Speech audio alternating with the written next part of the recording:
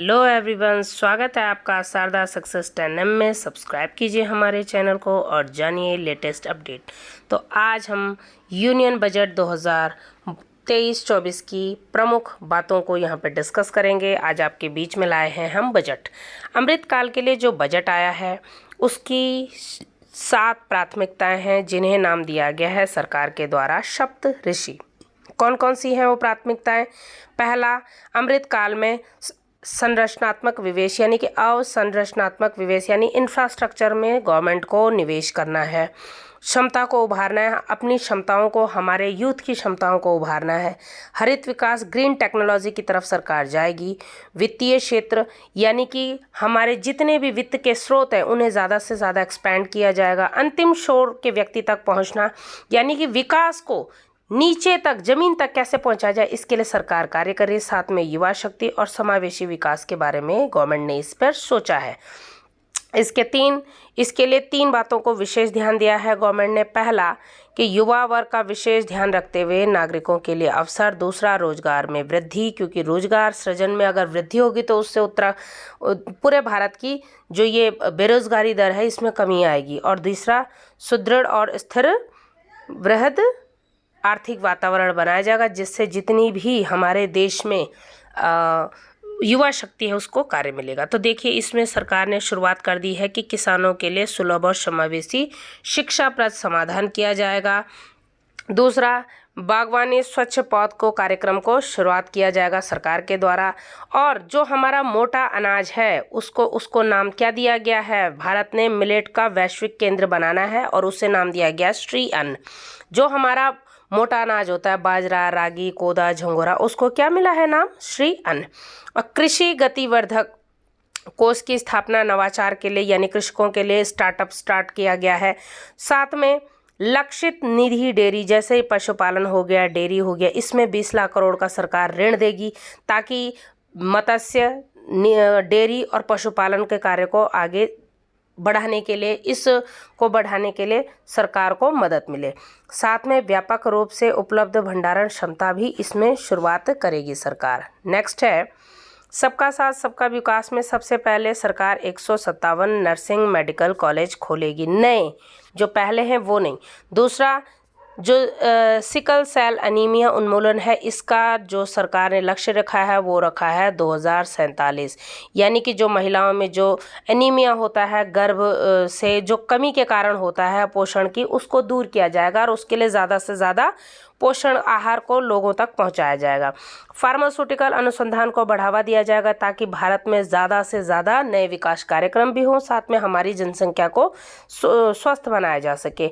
और ICMR ने नई प्रयोगशालाओं को हरी झंडी दे दी है। और इसके साथ साथ जिला पुस्तकालयों में राष्ट्रीय डिजिटल पुस्तकालय इम्पॉर्टेंट है, वेरी इंपॉर्टेंट। जो हमारे बच्चे कोविड पैंडेमिक के दौरान जिनका स्टडी का मटेरियल छूट चुका है, जिनको इतनी सुविधाएं नहीं मिली हैं, उनके लिए सुविधाएं जारी की जाएं, इसके लिए गवर्नमेंट ने किया है। ये वार्ड स्तर पर खोली जाएंगी।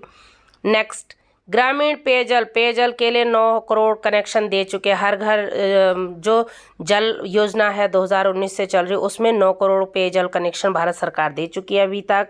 साथ में हमने 11.7 करोड़ पारिवारिक शौचालय बना दिए हैं स्वच्छता अभियान के तहत। उज्ज्वला के हमने 9.6 crore LPG collection under Ujjwala अभियान के दिए हैं। ये उज्ज्वला चली थी 1 मई 2016 से। PM किसान योजना के तहत 11.4 करोड़ यहाँ पर किसानों को 2.2 लाख करोड़ की नकदी का हस्तांतरण किया है। PMI और ये जो बीमा कवर है ये भी 44.6 करोड़ व्यक्तियों को पहुंचाया गया है। PM जनधन खाते सबसे बढ़िया वित्तीय समावेशन की जो प्रक्रिया भारत सरकार ने 2015 में शुरू की थी, उसमें 47.8 करोड़ PM जनधन योजना खोली थी। साथ में हमें कोविड का जो टीकाकरण हुआ है वो 102 करोड़ व्यक्तियों के लिए 220 करोड़ टीके हम लगा चुकी है भारत सरकार, अभी तक सरकार ने ये बताया है। साथ में बेरोजगारी इस समय बेरोजगारी की दर है वो वर्तमान में 7.2 है। जो ये ऊपर 20.9 है, ये उस समय का डेटा है, देखिए जब 2019 में कोविड पैंडेमिक था, और ये अभी ये 19-20 का कोविड का पैंडेमिक का समय है, और ये 22 का है। तो अभी हमारे पास बेरोजगारी की दर कितनी है? 7.2%। साथ में जो वृद्धि दर है वो भी हमारी बेहतरीन स्थिति में जाती हुई। देखिए नेक्स्ट है प्रधानमंत्री पीवीटीजी विकास मिशन। जो पीवीटीजी जो मतलब हमारे जनजातीय क्षेत्रों में अति पिछड़े लोग होते हैं, उन्हें पीवीटीजी ग्रुप कहा जाता है, उनके लिए भी शुरू किया गया है विकास मिशन। उनके लिए घर बनाए जाएंगे। कर्नाटक के सूखा संभावित क्षेत्रों में वहाँ पर वित्तीय सहायता दी जाएगी सूक्ष्म सिंचाई योजना के तहत। साथ में एकलव्य स्कूल, जो एसटी जो पॉपुलेशन होती है उनके बच्चों को पढ़ाने के लिए गवर्नमेंट एक स्पेशल स्कूल खोलती है, एकलव्य स्कूल। तो 740 एकलव्य स्कूल जो खुले हुए हैं उनमें 38,000 टीचर्स की वैकेंसी आएगी। 38,000 तो बहुत ही अच्छी बात है। इससे क्या होगा, वहाँ पर जो बच्चे हैं 4 कुछ लाख बच्चे हैं, इनको बनाया जाएगा। साथ में प्राचीन जो हमारी पांडुलिपियां हैं इनके लिए भारत श्री इसको प्राचीन पांडुलिपियों का डिजिटलीकरण किया जाएगा, और इनके लिए एक योजना लाए गए हैं। वो कौन सी है? भारत श्री। बहुत ही शानदार योजना है, इससे हमारी पांडुलिपियों को संरक्षित किया जा सकेगा। साथ में परिवहन, पूंजीगत परिवहन निवेश, पूंजीगत जो निवेश है वो गवर्नमेंट ने बढ़ा दिया है। वो कितना है? 33.4% बढ़ाया है, और इसे कर दिया है 10 लाख करोड़। यानी कि जो गवर्नमेंट एक्सपेंडिचर करेगी, जो गवर्नमेंट अभी वर्तमान में हमारे इंफ्रास्ट्रक्चर पर लगाएगी पैसा, वो कितना लगाए? 10 लाख करोड़। इससे हमारे विकास को बहुत ही ज़्यादा बढ़ावा मिलेगा। साथ में राज्य सरकारों को 50 साल तक का ब्याज रहित ऋण जारी मिलेगा। किसमें? ये क्रेडिट गारंटी स्कीम ये मिलेगी अवसंरचनात्मक, यानी कि जो इंफ्रास्ट्रक्चर के प्रोजेक्ट हैं उनमें।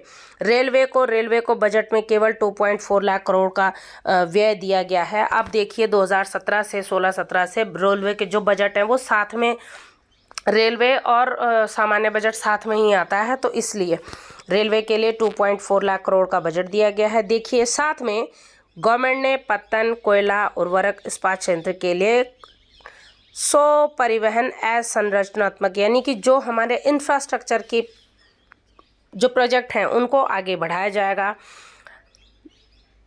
नेक्स्ट देखिए क्षमता उभारना आधारित जो सरकार है उसमें गवर्नमेंट ने क्या किया? कई चीज़ें की। पहला कि AI केंद्रों की स्थापना की गई। राष्ट्रीय डेटा शासन नीति की शुरुआत की गई है गवर्नमेंट के द्वारा से।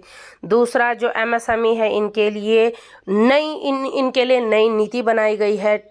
इनके लिए ई कोड की व्यवस्था गवर्नमेंट ने शुरू कर दी है, और एंटिटी डिजिटल लॉकर की स्थापना भी की है। साथ में जो 5 सेवा है इनके लिए 5G जो सेवाएं हैं इसके एप्लीकेशन के विकास के लिए 100 प्रयोगशालाओं को गवर्नमेंट ने शुरू किया है। जो आर्टिफिशियल डायमंड होता है, हीरा होता है, इसके लिए भी, इसके निर्माण में इसके लिए भी गवर्नमेंट कार्य करेगी। इससे क्या होगा? देखिए कृषि आधारित धारणीय विकास में समाधान मिलेगा, स्टार्टअप्स होंगे। लास्ट में जो कोविड के दौरान जो हमारी MSME प्रभावित हुई थी उनसे क्या होगा? उनसे उन्हें मदद मिलेगी, उबरने में मदद मिलेगी। और यदि अगर ई कोड शुरू होता है तो उससे कारगर प्रशासन होगा। ठीक 5G जो एप्लीकेशन इनका विकास अगर हो जाता है, इनके लिए अगर लेबोरेटरी बनेंगी तो इनमें क्या हो जाएगा कि रोज़गार की संभावनाएं बढ़ जाएंगी। नेक्स्ट PM प्रणाम योजना शुरू की गई है भारत सरकार के द्वारा। PM प्रणाम योजना के कई वो हैं। देखिए पहला है कि राज्य और क्षेत्रों में उत्पादन बढ़ाया जाएगा। उर्वरकों को, जो जैविक खेती उसको बढ़ावा दिया जाएगा, और ये जो उर्वरक है इनके प्रयोग को कम से कम किया जाएगा। इसके लिए गवर्नमेंट ने क्या किया है? 500 नए अवशिष्ट धन संयंत्र लगाए हैं। दूसरा, यहाँ पर गवर्नमेंट ने गोवर्धन जो स्कीम है इसे एक्सपेंड किया है, गोवर्धन स्कीम को, ताकि यहाँ पर जो हमारे गोबर के द्वारा जो गैस प्रोड्यूस होगी, CBG, ये वाली CBG, तो ये जो गैस प्रोड्यूस होगी इसे CNG में मिला करके, जैसे आपने देखा होगा कि पेट्रोल में इथेनॉल बनाया जाता है, वैसे ही इसमें अब इसमें नेचुरल CNG गैस में इसे भी मिलाया जाएगा, और उससे गोबर गैस को मिला करके इससे काफ़ी बेहतर परिणाम मिलेंगे। हमारे किसानों को, जो पशुपालक हैं, उनको फ़ायदा होगा। दूसरा, ग्रीन टेक्नोलॉजी की तरफ गवर्नमेंट जाना चाहती है। हमारे जो मैंग्रोव के लिए, जो आर्द्र भूमियाँ हैं, इनके लिए मिस्ट्री मिशन को लागू कर दिया है सरकार ने, ताकि जो भारत की तटीय रेखा है उसको अच्छे से उसको संवारा जा सके। क्योंकि मैंग्रोव प्राकृतिक रूप से, मैंग्रोव क्या होते हैं, हमारे तटों की रक्षा करते हैं। नेक्स्ट, इस समय PMKY 4.0 की शुरुआत हो चुकी है। जो प्रधानमंत्री स्किल इंडिया प्रोग्राम है, इसकी शुरुआत हो चुकी है, जिसमें coding, artificial intelligence, robotics, 3D मुद्रण आदि के पाठ्यक्रमों को शामिल किया जाएगा। ये बहुत ही शानदार है। दूसरा, पर्यटन को बढ़ावा देने के लिए 50 पर्यटक स्थल जो नए हैं वो स्पेशली पैकेज के साथ किए जाएंगे, ताकि जो भविष्य में आने वाले जो यहाँ पर्यटक हैं उन्हें ज़्यादा से ज़्यादा सुविधाएं मिले। यूनिटी मॉल की स्थापना की जाएगी, देखिएगा, जिसमें हस्तशिल्प और GI टैगों वाले जितनी भी चीज़ें, उनके विक्रय को बढ़ावा मिले।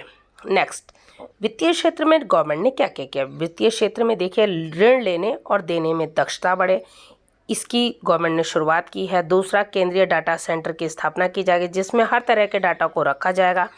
MSME को 2 लाख करोड़ का मुक्त 2 लाख करोड़ से ज़्यादा का मुक्त गारंटी युक्त ऋण प्रदान। इसका मतलब है कोई छोटी सी भी अगर MSME सेक्टर की कंपनी है तो उसका जो उसके लिए ऋण की व्यवस्था सरकार के द्वारा की जाएगी। इस ऋण पर उस उद्यमी को ब्याज नहीं देना होगा। महिलाओं को 2 लाख तक की, जो छोटी छोटी महिलाएं राशि को जमा करती हैं, वो 2 वर्ष तक की लघु बचत योजना एक शुरू की है। ये बहुत ही शानदार है, क्योंकि भारतवर्ष में हर महिला छोटी छोटी बचत को करने में माहिर होती है। वरिष्ठ नागरिक योजना, जिसमें पहले 15 लाख रुपए केवल वो जमा कर सकते थे, अब उसमें 30 लाख रुपए जमा कर सकते हैं, बहुत ही शानदार है। और देखिएगा, राजकोषीय प्रबंधन हमारा कैसा है। राजकोषीय प्रबंधन में हमने क्या किया है, GDP का जो घाटा है राज्यों में सुधार किया है, वो 3.5% किया गया है। ठीक। दूसरा, हमारा भारत सरकार का जो राजकोषीय घाटा, उसे 4.5% से नीचे रखने का लक्ष्य भारत सरकार ने इसमें रखा है वर्तमान समय में।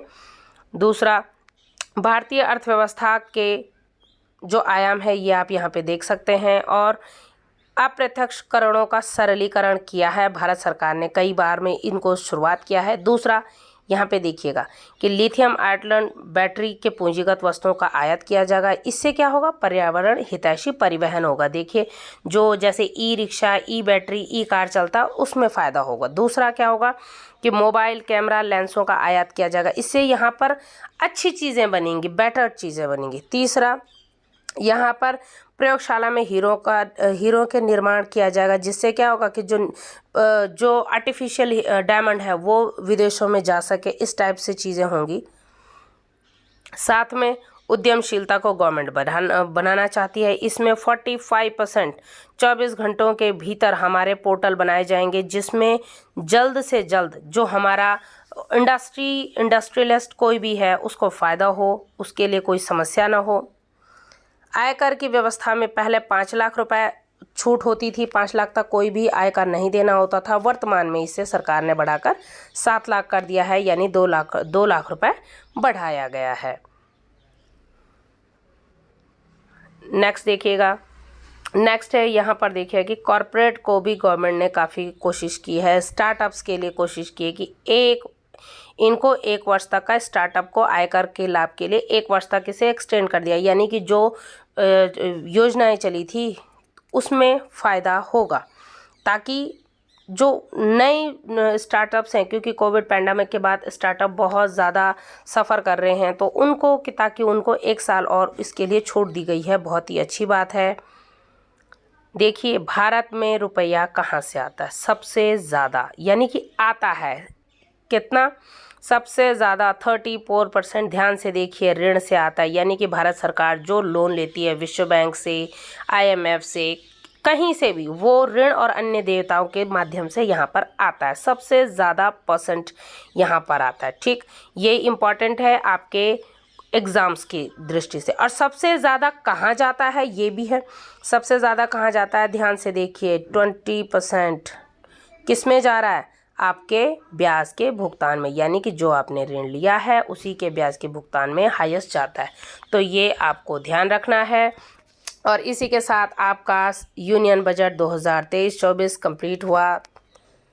आपको इसे लिख लेना है। देखिए, एक चीज़ और यहाँ पर ध्यान देनी है कि इस बार वर्तमान समय में इतने, देखिए, रक्षा मंत्रालय पे 5.94 लाख करोड़ का खर्चा बैठा है, रेल मंत्रालय में 2.41 का, साथ में उपभोक्ता मंत्रालय में 2.6, क्योंकि इसी मंत्रालय के अधीन आपकी जो है ये वाली वर्तमान में इसी के अधीन आपकी वो वाली योजनाएं आती हैं। जैसे आपकी कौन सी योजना, आपकी पीएम गरीब कल्याण योजना, जिसके तहत 5 करोड़ मुफ्त अनाज दिया जाएगा। और कृषि कल्याण में 1.25% बहुत ही कम है, लेकिन अब क्या किया जा सकता है, सरकार को सभी जगह देखना होता है।